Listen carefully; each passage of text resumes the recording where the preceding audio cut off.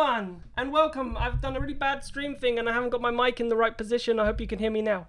Hi everyone, welcome to the stream. Strategic Boss 27, welcome to your first stream with us. I hope you've enjoyed the Formula E race. Ed, that is like the biggest thing I've ever read in chat, and I don't even want to read it. It just makes me scared. But boys and girls, we have a new person to the below of me. Jack has moved slightly this way. Is it that he's way? there, Should I but wave that way now? we've got Jasmine. Say hi, Jasmine. Oh.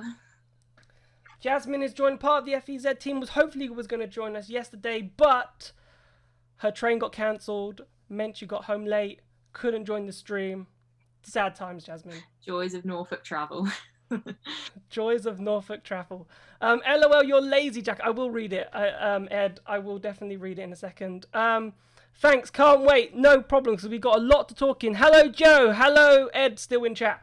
But let's talk Felipe Massa, the breaking news coming out of the race. Literally, as the flag went down, Venturi thought that was a good time to decide that this is the time we're going to tell the world Felipe Massa has just left the team. I was like, give us a bit of warning, Jasmine. I didn't even notice to begin with. It was all of the commotion of the end of the race. It wasn't until my dad said about 5 minutes later, he was like, did you not notice that they've said it? And I was like, no, I didn't actually see. I saw from your tweet on Twitter, but yeah. It was pure luck. Down lap. I couldn't believe it because I saw it from Mini Drivers, who was actually in the stream a couple of days ago. They posted it because he also got the email, which then I received like a minute after, I got the notification from it, and I sent him a DM. I was like, "Are you serious? Are you actually serious?" He's like, "Yeah, like here's the email." I was like, but by that time I'd already realized myself. I was like, "Yeah, I got the email like a minute later." But Jack, what do you think of obviously Felipe Massa? We were talking about it the other day that there was rumors when he said that Formula E wasn't fun anymore in terms of, with the safety car rules. And I said, is that the first inkling that Felipe Massa could leave the series? And turns out maybe it was. Yeah, I don't think anyone. I think people may have expected it, but not at the flag. I don't think I'd even written the title for the race report when that was announced. I didn't include it in race report. It's not race report relevant, but still. It's all right. I've done a news story about it. That was the good thing about us two. Yes. Me, I was quite lucky because the website that I was also writing for at the same time as us, their website was down for the whole day because. Oh, brilliant! So you haven't been able to write all day. I was actually free. Well, apart from the qualifying report because you weren't. Yeah, no, I wasn't there. So the good thing is I was free when that dropped, and I was like, okay, let's go. But yeah, I was quite shocked. I was quite shocked with Felipe. Obviously, his best finish, Jasmine, was Monaco in P3 last season, but in truth, it's been quite a difficult year and quite a difficult couple of seasons for Massa at Venturi. Since the restart, I thought he'd done quite well on a few of the races, but a lot of the time when he was doing well, he just seemed to keep tumbling further back. I don't know if he just, obviously going from Formula 1 to Formula E, whether it didn't work right for him as well as it's worked for Vandoorne. So I'm not surprised, but at the same time, I'm sure he'll be missed by a lot of Formula E fans. I suppose it was nice having Felipe Baby Jack in Formula E, but I'm thinking now who's going to replace him. And the first name, and I said it yesterday, because why on earth is Nelson Piquet at a Formula E race? He's not at a Formula E race because Formula E just invited him, right? There's got to be a secondary reason for Nelson Piquet Jr., the Season 1 champion, actually being back in a Formula E paddock. And to be honest with you, he's got a few conversations. He could be speaking to Dilbert because Jerome D'Ambrosio's contract seems to be coming up, which was revealed earlier by Jack, and he was talking about his drive. You got Alexander Sims at the BMW, a bit unlikely that one, but we're thinking Sims might leave. And then you've got Venturi now needing a driver. So there's vacancies for Piquet to fill. There are quite a few vacancies. I'm surprised that you've come out with this whole I'm surprised. I'm supposed to be the Nelson Piquet fan, and you're just and you're now just going around saying that Nelson's in every single seat on the grid. But I don't see it. I think the reason why he came to the Formula E race was to replace Dario in commentary. because he couldn't do all. But and to be honest, I don't even understand why he just popped in for qualifying. Yes, I know that it would have been like 8 a.m. over there in Indianapolis, but still, I don't see that Dario went a while ago, so they could have just had Nelson in all day.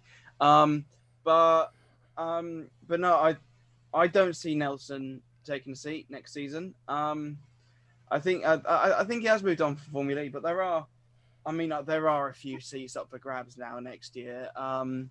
Because we think Sims might be off now. We think Rast is a dead cert, especially after today in that Audi. But yeah, there's that Wehrlein gap. There's that Wehrlein gap at Mahindra as well, which we will really presume is going to Alexander Lin after his fantastic performances these last couple of days. But there is so many seats up there now. Maybe Tom Dillman back again, a proper seat in a competitive team.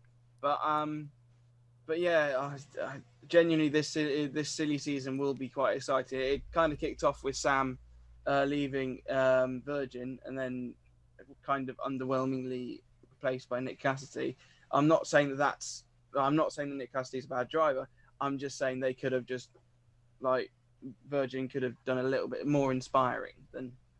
Now chat is coming up with some really interesting points which I had to talk about. Now Jasmine, Strategic Boss says, what about a female driver in FE that could be interesting? Obviously, we have had female drivers before in Formula E, but I've been talking to the Venturi press officer lately because we've had an interview with Susie Wolf, which is going to be hopefully in the August magazine at the end of this month.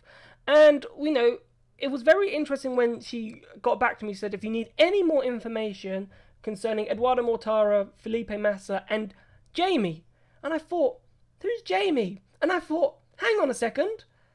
Have Venturi sneakily signed Jamie Chadwick as the reserve driver? And Susie Wolf, obviously a big supporter of Jamie Chadwick, and obviously with the Dare to Be Different stuff, could we possibly see Jamie Chadwick in the seat? Would you that be something, Jasmine, that you'd like to see potentially? I would actually. I've followed Jamie Chadwick throughout, how well she done in the W Series last year, and it's obviously we know everyone keeps talking about why is there not a female driver in Formula One and things like that. And I think not the lower things like Formula 2 and Formula 3 have done well in bringing in a lot of female drivers. Why not Formula E? Formula E wants to be Formula One, so that's really starts off the tables of Formula E's doing it. Why can't Formula One do it? Yeah, and I think Jamie Chadwick has been doing excellent work in terms of obviously building up her career. She's done some tests. We've had she's thinking of a Formula E seat, and I think she's obviously got what she wanted from our interview because she was talking about that development role, Jack. But Chris in chat has put another good name into the hat, which I'm really interested in, and I was also going to bring up, is Jake Hughes. Remember Jake Hughes, part of the HWA team in Formula 3, and part of that Mercedes sort of lineup who's doing really well at this precise moment, and he could be part of that Mercedes program, because remembering Venturi have the Mercedes powertrain, so Jake Hughes could be someone that actually they think, you know what, he's good for the seat. Yeah, quite possibly. I think most of these seats is anyone's guess at the moment, but no, Jake Hughes is a fantastic shout. I've just seen Warren Haig in the chat suggest Ollie Turvey. Yes, we constantly say if there's a free seat, Ollie Turvey, and then it never ends up being Ollie Turvey. But yeah, I mean, like who knows this time. We will probably still be wrong, but it could be Ollie Turvey. Jake Hughes has done well in Formula 2 though. I think he's still in Formula 2 with HWA. But yeah. No, Jake Hughes is. I thought he was F3. Is the F3 still? F3. I thought he got promoted this year, but I might be wrong. Maybe. I think F3 you still have hope that you're going to get into Formula 1 at that stage. So I think you might step up to F2 first before maybe considering that considering a seat elsewhere if he's certain that he's not going to get into Formula 1 at any point. But I think it would be a good move though for Jake Hughes, because if it's a big step, it's a big ask, right? It's like putting someone really young in a top series, like a Jaime Alguersuari, for example, when he went to Formula 1 when he was 18, and Max Verstappen, but Max Verstappen was very talented. so because he's obviously quite young and he's got a lot of big boys to fight against. But Jasmine, in terms of going back to PK very quickly, the reason why I think PK would be quite interested in that seat is because it's got a Mercedes powertrain, and we've just seen today Mercedes take a 1-2 with that powertrain, and maybe PK's thinking, you know what, Venturi, they've got a decent powertrain, maybe that could be the ideal seat for me to get my Formula E career back on track. I think if anyone's to beat Diaz Techeetah, it's going to be Mercedes, like rookie season, and look what they've done. Obviously, Vandoorne's finished second, managed to pit Verne right at the end. They're a really dominant team. Mercedes are. They like to take a sport and take its grasp and make it their own. So I wouldn't see why not. But if he wants to be at Mercedes, is he going to be better than Vandoorne? Is he going to be better than De Vries? That would be the question. That's true. That's true in a sense. But I think it's interesting. As I said, many people could take that seat. I think, wow, there could be many people. As I said, I can't think of a driver now that comes to my head that could else take that seat. But I think, obviously, that's the issue with Formula E and the driver market. And I suppose let's bring that Oliver Turvey thing into it very quickly, because we stated, and I asked the team principals, Jack, 2 days ago, Mark Preston and Roger Griffiths, I said, would there be an issue if Neo buy a DS powertrain, for example, or a Nissan powertrain, or a Mercedes powertrain, and then all of a sudden they become that third best team, or the second best team? And if Oliver Turvey, sees that, basically, if she sees that, I don't know why I say she sees that, but anyway, if Oliver Turvey sees that, that might be more reason for him to stay, if that makes sense. Yeah, I think what Neo need to do now is they need to look for a proper competitive customer powertrain instead of just nab. Because the thing is, Neo were going to run their powertrain this season, and then basically at the 11th hour decided against it, and so just went rather cheap, nicked Dragon's powertrain from last season, and that was that basically. And that just condemned them to basically a season of doom and gloom, and have become the first Formula E team in history to go pointless throughout a season, which is sad for the squad based about 5 minutes down the road from me. I think the sensible thing for Neo to do would be to get a customer powertrain for next season. How difficult will that be is another thing, but we've seen Venturi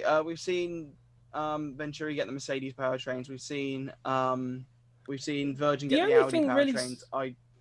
I don't think there'd be much of a fuss if Neo got it. The only thing stopping Neo really getting a powertrain is money, right? And that's where I think for Oliver Turvey, Jasmine, that's where the line has to be drawn, because it's all fixed price. There is no difference in a price between a Mercedes powertrain and a DS powertrain. There is no difference in price between a Nissan and a BMW. They are all the same price, right? It is a fixed price powertrain, and the teams have got to make a decision about what powertrain they want to go for. So Virgin, for example, they decided to go with the Audi powertrain because at season 4, Audi were creating the best powertrains at that time, hence why they went for Audi. So as I said, it's a fixed price. So if they take a Season 6 powertrain, because remember Neo to have the Season 5 powertrain of the Dragon, if they take a Dragon, they continue their relationship with Dragon, I think continuing their relationship with Dragon, if they get their normal powertrain, maybe that could be okay, because who knows if Dragon makes a good powertrain or not for next season. But if they take an old Season 6 Dragon powertrain, or even a Season 6 Mercedes Nissan powertrain, that to me shows that Neo and that Laishang Racing team must be struggling with money, because there's no other reason why you would take a cheaper powertrain potentially. Yeah, see, finishing the season pointless hasn't really done well for them, and it's kind of like they're taking one step forward and 2 steps back. I have seen in the comments someone speaking about Zhou from F2, and really, if they want to have a driver that's trying to ride for Formula One to join their team, they really need to pick up the pace. I get that teams like Williams have been able to get George Russell at being pointless, but with Neo bringing in someone to bringing in Apt to replace Mar for the last couple of races and still not managing to get any points, it bodes difficult for them for the future. I agree. They have to make. I think the powertrain that they went with, and everyone's making steps forward. We saw Audi make good steps forward, Jack. So having a powertrain that already puts you at a disadvantage for Neo, and then if you've got someone like Oliver Turvey and Daniel Abt, essentially, but I think Daniel Abt would be happy to stay there just so it revives his racing career. But someone like Oliver Turvey, who's been sitting there for ages, waiting for an opportunity to arise. And if it doesn't come with Neo, he's got to look elsewhere. Yeah. I mean, like, who knows? They could look at Apt could be looking at that Venturi seat, rubbing his hands quite nicely. I don't know, but yeah, no. For Neo, I think, they can't go much lower than this. They can't go much worse than a pointless season. So hopefully I'm keeping my fingers crossed that they will get a brand new powertrain for next year, not keep the same, not keep a year-old Dragon 1 for next year, because that will be really bad for them. They don't want to be doing that 2 years in a row. And yeah, with Ju, I see the point there, but the thing is, he still has potential to get into Formula One. And arguably he should be in that seat for next year instead of Fernando Alonso. But that's Renault's messed up decision making gone for them. And so yeah, I think Guan Yu Zhu should still hold out hope on it. But yeah, I think the thing is they want a Chinese driver, and Ma Jinghua is the best available option right now. Where is he? I can't really think of another Chinese driver. So Guan Yu Zhou, you'd rather have Ma than Guan Yu Zhou? Obviously I'd have Zhou rather than Ma, but Zhou's not going to go to the back market team in Formula E instead of have a. He could very easily have a good Formula One career in front of him. Potentially, I agree with you there. Right, I want to move on. Some things in chat just to clarify. Ed, Neo are not up for sale, so that is a good sign as well. I don't know if they want investment, but they are not up for sale. Because so they were for sale last year, and then they got bought out. So they are not up for sale. So therefore, Scuderia E won't be taking over Neo. Just to inform other people in chat at the moment. Let's talk about the race because we've talked about silly season long enough.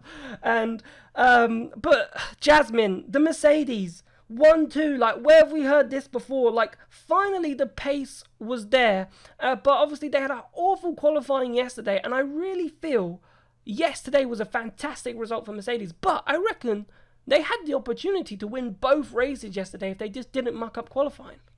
Yeah, they've just been really dominant all of a sudden. Obviously, it helps that the DS cheaters decided to start towards the back of the grid.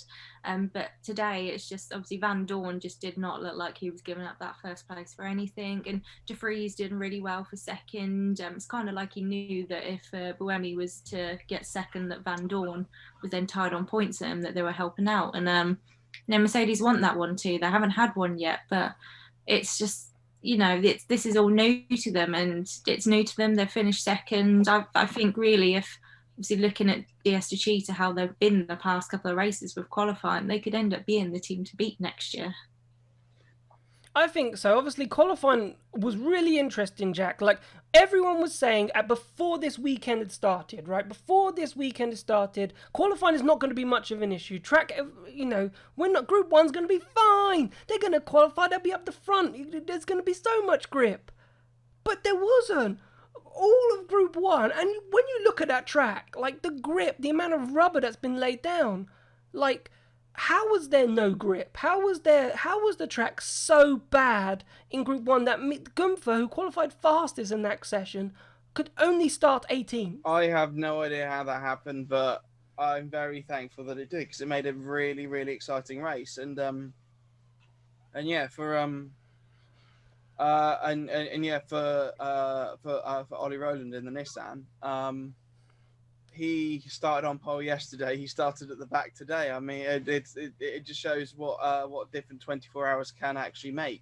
But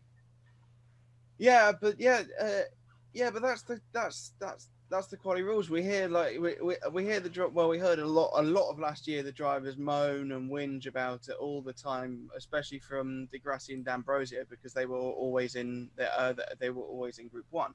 But no, I don't think we've ever seen it to the extent that it was today, and the fact that these guys were so for that they no only Nico Muller set a time slower than anyone from Q1, and he would have lined up, I think, in 20th. So had he not had that pit lane start, so yeah, who knows? Maybe that's another seat up for someone else next season. But yeah, who knows? Yeah, it will. But yeah, the track evolution today. I was think mental. they've been okay. Yeah, it was. I think I couldn't believe what I was seeing with qualifying, and I honestly, when I looked at the race, and they even said it during the race with the amount of track marbles and the grip and the tyre marks that were on there, like, how was there no grip in qualifying? But Jasmine, Nick de Vries, obviously coming home in second, obviously his best result in Formula E. How impressed have you been with his start to the season, and obviously, well, his first rookie season now? Yeah, obviously rookie season for Mercedes, rookie season from him.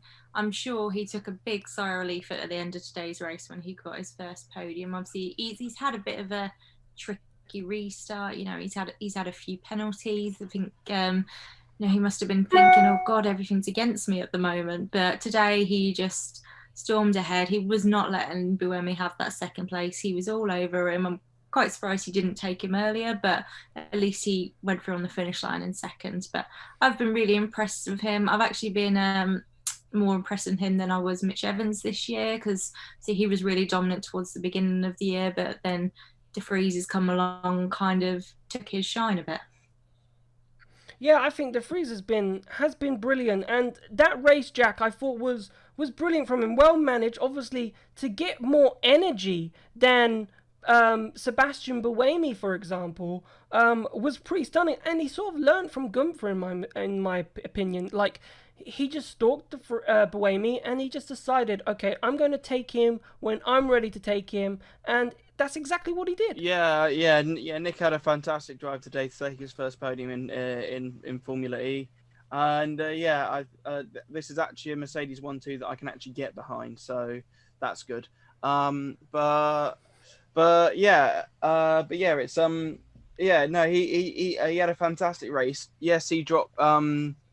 Did he drop a place at the start, or did he just maintain his space behind? No, he came. He started fourth, didn't he? Yeah. So he managed to pass. Yes. He qualified so fourth. I'm pretty sure. So Rust held it for the majority of the first lap, but then Nick got through at the final corner on the first lap, and then just stayed with Buemi, and because the top three took their attack modes really early. I remember Nick taking his second one with like 27 minutes left on the clock. He was not playing around. He wanted to get on with it. And yes, it didn't work out either time during attack mode, both of which Buemi got at the final chance. But at the same point after arming attack mode. But because we know Buemi's always been Buemi's always been there or thereabout in this championship. And yes, admittedly, in the last 3 seasons, he's only had 1 win, but he's still been there or thereabout, race in, race out. And so yeah, for Nick to put an overtake on Buemi like that, full credits to him. It was a fantastic move, and thoroughly deserved P2. I think it was a good race from de Vries. Jasmine, the attack mode really played a huge role in that race, and I thought attack mode was really interesting in terms of, the way de Vries was able to undercut, have the pace, and look like he caught up and, would easily hold P2.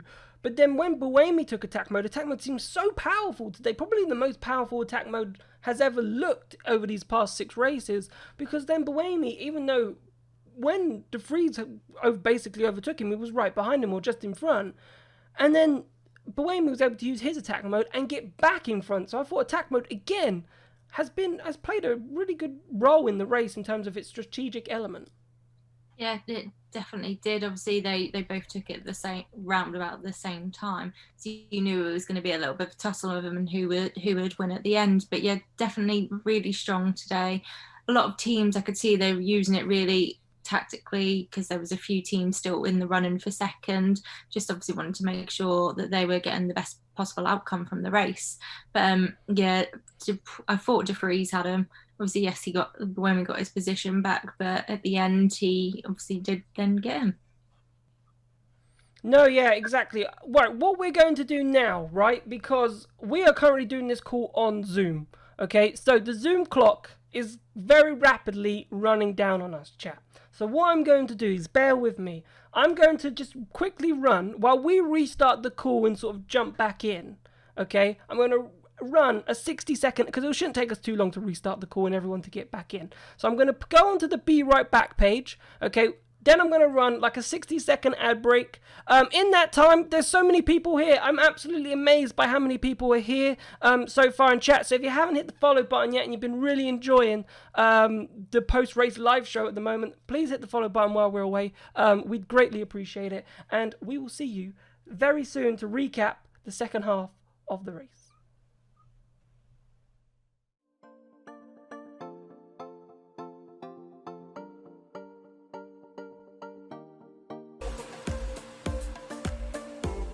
Not how I expected it. I'm just going to try and... Welcome back, everyone. The cameras are slightly out of sync. We weren't expecting that to happen. No. And obviously Jasmine has moved. I'm just going to try and... I don't know why I can't grab your cameras. That's the only other annoying thing I've got right now is I can't seem to grab the cameras. I don't understand why. We love a good technical, don't we? We love a good technical live on stream. Right, what we'll do, I think we'll just continue for the time being as it is. I do apologize, but that's the way it is. And if I can fix it, I can fix it. But we're all still here, sort of. Jasmine's now over there. And Pico is now behind me. That's what's changed. I hope you enjoyed the ad break. There we go. And I hope you enjoyed the fun. Right, let's just go back to what we were talking about. Because what I was going to talk about before we went into an ad break was Buemi, Jack. Obviously, that Nissan's looking really good. Obviously, the consistent pace that him and Oliver Rowland were showing yesterday. And, you know, fingers crossed, they can have a good season next season. Nissan, yeah? Nissan, yes. Right, okay, sorry. No, I was still caught up in the technical. Yes, no, Nissan have had a fantastic end to the season. Oh, you saw my shoulder. I'm trying to fix it. I'm just talk, and I'm trying to fix. Just carry on. No, I will continue talking whilst you sort everything out. Yes, Nissan have had a fantastic end to the season in Berlin, and it was all capped off with that win yesterday by Ollie Rowland. Yes, Ollie didn't have a fantastic day today. He obviously he had that. He was in Q1. He started from the back of the field, and then from there on out, he made his way. I think he got a peak of 17th, and then he had a collision where part of his front wheel cover was lying in the middle of turn 12. But no, Nissan have had a fantastic 9 days. I don't think second was really on the radar for them. However, the pace that they showed, because even in the first and second races, I think Buemi got a podium in one of them, and then Rowland finished 5th because Nick De Vries got in between them on, I think that was day 2.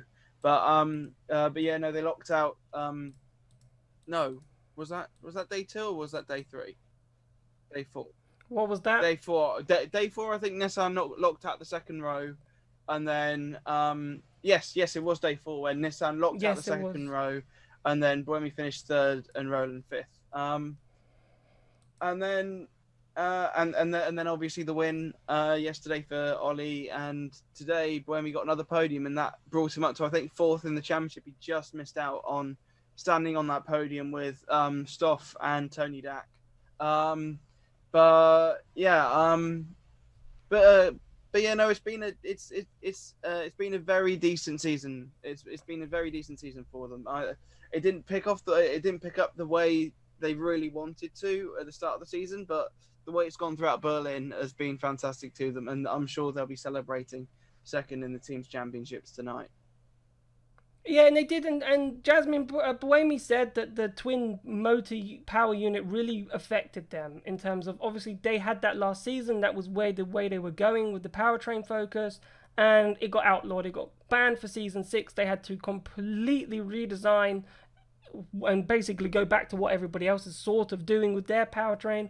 So he said to literally finish second is such a huge achievement because no one could have guessed that.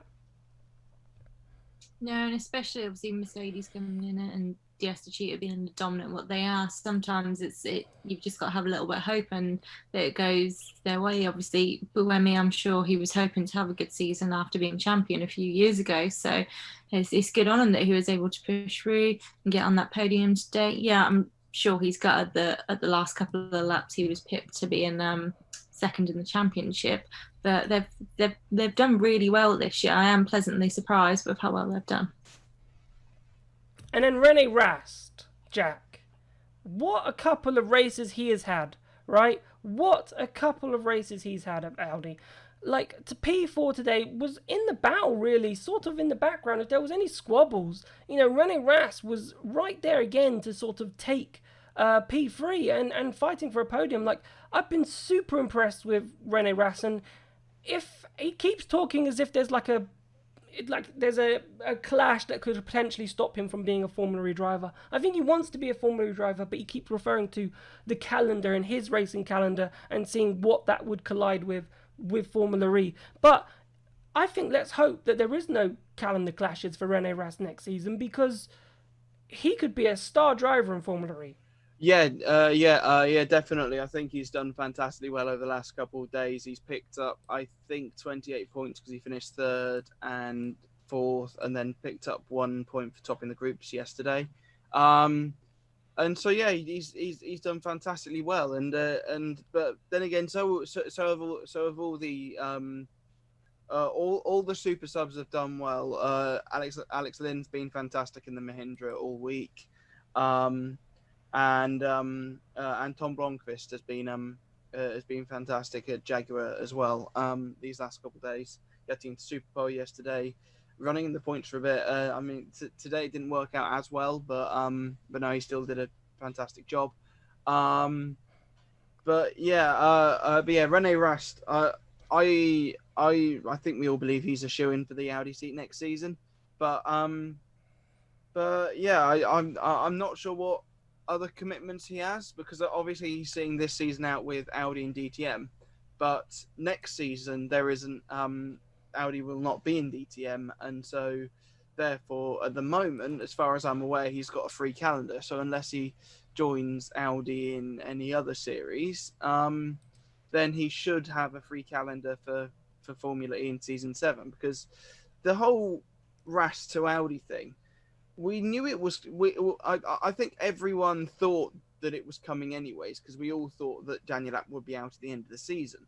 But because Daniel Abt had the whole race at home challenge fiasco, it meant that Rast got the call up a little bit earlier, and so yeah, we just assumed, okay, yeah, that's just to get him prepped for the following season where he's going to do extremely well in Formula E. So I can't see him racing elsewhere. He could.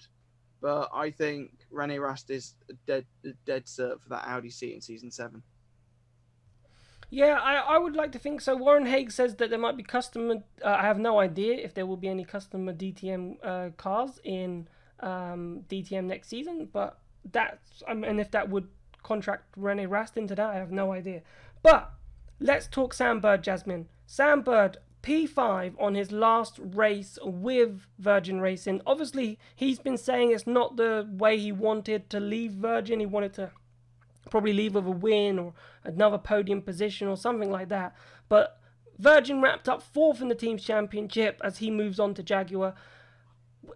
One, I'm great to get your views on Bird leaving to Jaguar, because I don't think people have heard your views on it. And in terms of obviously his race and his end of the season, do you think he'd be satisfied with how he's left Envision Virgin Racing? In terms, would he be satisfied? No, he's very much a driver that likes to get the best out of every car and everything. I'm sure he will be looking at everything he done in today's race, even yesterday's race, the race before, to see what he could have done better. He's given a lot to the team. I'm sure it's kind of bittersweet with him leaving.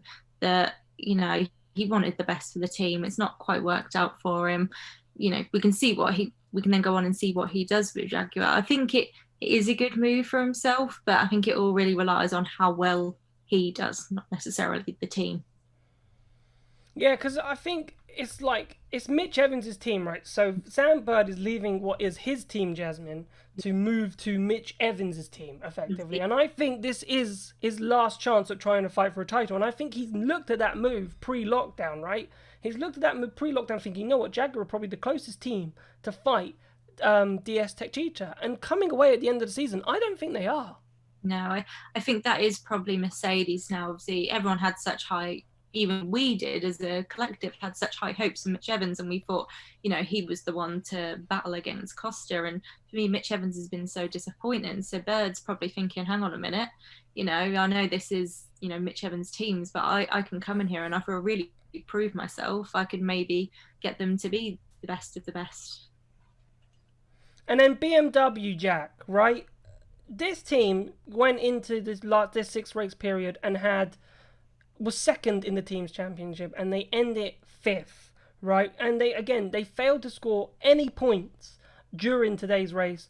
And for me, Gunther's obviously like a stonewall that he's going to stay. Obviously, he's been winning races. You know, he's been doing amazing in qualifying, apart from obviously in some races where he's not far from Sims. But I feel Sims has had some opportunities to do well, and he hasn't taken them. And I have a feeling we may have seen the last race of Felipe Massa in Formula E. I think we've seen the last race of Alexander Sims in Formula E. I hope that we see more of Alexander Sims in Formula E. I hope that he gets picked up by another team. However, yeah, this I'm not even sure if he scored a point like throughout the Berlin races. He hasn't been doing great at all. But Max Gunther has done very well this season and definitely deserves to stay there. But yeah, even then he won that race and then that was it. He could have had a 7th today had there not been that incident with Robin Freins at the penultimate corner with about 4 minutes left on the clock. And I think he got disqualified out of 9th last week as well.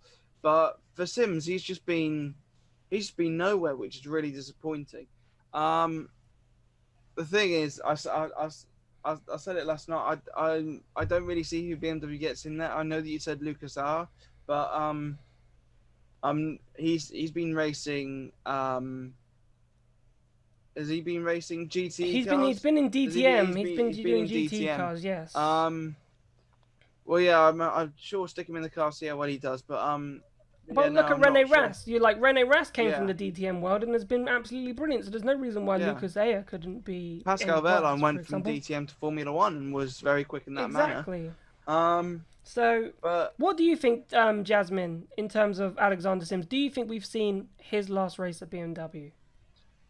I hope we haven't, but hang on, there's 2 Jacks. I don't know which one to point to. As Rico said, you know, it's I forgot my line of word. Yeah, as he said, obviously, I think he has scored no points since we've come back. So there's a lot of drivers that weren't doing well at the beginning of the year and have come on and charged in the second half of the year, and a lot of people are going to be looking at them instead of Sims. So as much as I'd like him to be there, I'm not sure that we will see him next year. No, I honestly think you know, we've probably seen the last of Sims, unfortunately, in Formula E. We was talking about it in our Motorsport Manager stream after the qualifying yesterday. We said, would we get rid of Sims if he was in our team? And we said, yes, we'd probably look at other drivers. So I honestly think he had the opportunity to, you know, qualify well, you know, with the others not qualifying well, especially the race yesterday where, you know, the top 4 champions didn't even set a lap time. He had a chance and he was still down there with them. I think it's probably not good enough for BMW, unfortunately, and they won. And when you're seeing Mitch Evans as a lineup, potentially Verline and Lotterer as a lineup, the Costa, you want someone who's going to be strong in that second seat. And if Sims isn't going to cut it next season, then even if they gave him a contract next season, if he wasn't cutting it in the first few races, I could see him getting replaced halfway through the season, because I just don't think there's any room now for a team to have a weak second driver. But on that note then, Porsche, Jack, do they have the most catching up to do? Now, I put that in simple terms simply because we talk about, Mercedes, Nissan, making that big step. BMW probably there or thereabouts, depending on the driver lineup. But Porsche, they'll be seeing their big German manufacturers. Audi have also made a big step forward. I think that can be confirmed with Degrassi and Degrassi and Ras. Sorry. So, do Porsche have the biggest sort of like catch-up job to do over the off-season, or with the addition of Pascal Wehrlein, will that just make them instantly better? I think Pascal Wehrlein will help, because Neil Yarni, we just didn't see much of him. We saw him do well yesterday. He got a top 10 in qualifying today as well, but it still wasn't enough to warrant him any points today. I think they will improve with Pascal, but I think Porsche will keep on climbing up the order anyways. It is their first official year. Yes, we say that it's Mercedes' first year as well, but Mercedes had HWA last year to kind of get to kind of like get them in the groove, ready for this season. That wasn't the same with Porsche. They had done some testing, but an extensive testing of that, but they hadn't. They the first time that they turned a wheel with other competitors was in Valencia last October, and so I think Porsche still have a lot to come. So I don't think we should write them out yet. But it's the same thing with Formula E all the time. Don't write anyone out, because it's Formula E. It's so unpredictable. Anything can happen. Ed's just put another coin in that jar of me saying that same line, but still. I think we've still got enough to. I still think we still got a lot to see from Porsche. I think so as well. So looking at the teams to wrap up the show then, and unfortunately, I know in the last couple of shows we've wrapped up what most drivers have said in their post-race interviews, but that didn't happen today. So what happened today, there was like a top 3 press conference from the race winners, then there was the top 3 in the driver standings, and then top 3 in the team standings. And those press conferences probably pretty much started when we went out live, and there was no like little interviews. And we were talking about the coverage, and with Sam Bird, it would have been nice to thought how his race went for his last race in Virgin, but we probably won't know until we get the press release and he gives us some nice PR jargon to go with his last race. So we can't really give you any sort of updated information about what's happened and what the drivers had to say after their race, because to be honest with you, there wasn't any. But on that note, let's just wrap up the team standings. So Tech Cheetah ended up finishing with 244. Nissan finished in second with 167. Mercedes with 147. Virgin was 121, and they beat BMW by 4 points, or 3 points if I can do the maths, with 118. Audi, thinking about BMW, and they were second, right, in the standings, and they finished where they have. And Audi were nowhere, only finished 4 points behind them with 114. Jaguar, unbelievably, finished with 81. Porsche 79. Mahindra down there in 49. A lot of work to do for Mahindra next season. Venturi 44. Dragon with 2. And Neo with 9 points. And then just a quick look at the drivers. I just get them up. Vandoorne then took second with 87. Verne was third with 86. Buemi fourth with 84. Roland fifth. It was really tight in the driver standings with 83. Degrassi then 77. And then 71 for Mitch Evans in 7th. Same with Lotterer in 8th. And then Gunther in 9th with 69. And Sam Bird finishing in 10th on 63. So that pretty much wraps up our post-race show. I just want to say a massive thank you to Jasmine and Jack. I just want to say, I reckon that before we go, we should just go around and answer Strategic Boss's question, which is who's going to win. Go on then, I missed it. Who's going to win next year's Drivers and Constructors Championship? Okay, nice. Right, before we say bye. That's I didn't want to end on. Right, I'll go first. Right, I'm going to say next season's Drivers' Champion is not going to come from a tech cheater. I think they might win the team standings, okay? But I think we're going to see Sebastian Buemi win another Drivers' Championship. And Tech Cheetah will be my team's champion, though. Jasmine, off-road to you. I think it would be tight between Tech Cheetah and Mercedes. Da Costa kind of stormed it at the end, so I'm either going to go with him or Vandoorne. I don't have anyone set in mind, but those two I think it'll be quite close. I think Vern might have taken a bit of a step back and maybe a step further next year. So yeah, between those two for me. Go on, Jack. I was thinking Stoff as well. I was thinking Vandoorne, and then I was going to say, do you know what? I'm going to go out on a limb. The team's championship of season 7 is going to be Jaguar. What? Wow. But they're not going to win the Drivers' Championship. No. I think Sam and Mitch will finish like 3rd and 5th or something like that. I don't know. That's my bold prediction. See you next. Jasmine and Jack, thank you so much. Thank you. Thank you.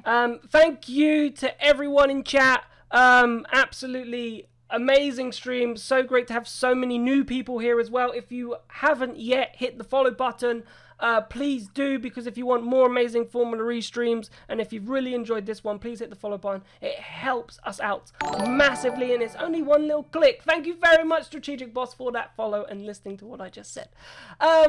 Thank you so much. We will see you very soon. And what we're going to do at the moment, actually, so this is what we're going to do, because we've got a lot of people in chat. I'm going to go for the Be Right Back. Thank you so much, Warren Haig, as well. I'm going to hit the Be Right Back screen. Jasmine and Jack are going to say their bye-byes, and then I'll come back and maybe we'll play some Motorsport Manager, and we'll carry on talking Formula E. So we'll just be right back. It'll be about a minute, and then hopefully we can talk some more Formula E. So see you soon. Bye.